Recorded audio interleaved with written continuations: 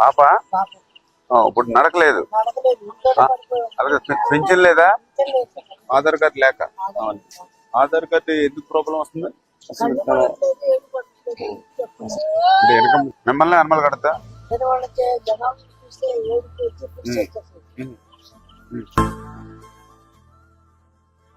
చేసి పెడతాను లేదు.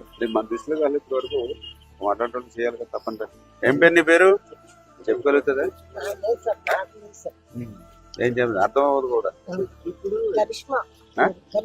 కరిష్మా ఏదమ్మా? అప్పుడు తిరిగినప్పుడు 5 సంవత్సరాలు అప్పుడు వాళ్ళు కూడా వదిలేదు. మనం ఇప్పుడు మా దృష్టిలోకి ఇప్పుడు వచ్చింది కాబట్టి ఇప్పుడు నేను కొంచెం మానిటరింగ్ చేసి చేస్తాను. ఇప్పుడు ఏంటంటే ముందు ఆధార్ కార్డు చేయించాలి, సదరన్ సర్టిఫికేట్ పెట్టాలి. మీరు కొంచెం లేట్ చేశారు అమ్మారు. ఇప్పుడు మనకి వల్లపర్లో పాప ఉంది, 22 years, బాగా దివ్యాంగురాలు, చాలా మార్క్స్ అంతా 100%. ఇప్పుడు ఇమ్మీడియట్లీ మనం ఆధార్ కార్డు రేజ్ చేయాలి. ఆధార్ కార్డు రేజ్ చేసిన తర్వాత ఇమ్మీడియట్లీ మనం మళ్ళీ పెన్షన్ పికప్ చేయాలి. సాధారణ పెట్టి చూసుకుంటే కొంచెం సీరియస్, కొద్దిగా ఇమ్మీడియట్లీ పెట్టి కొంచెం చేయండి. అందగా ఈజీగా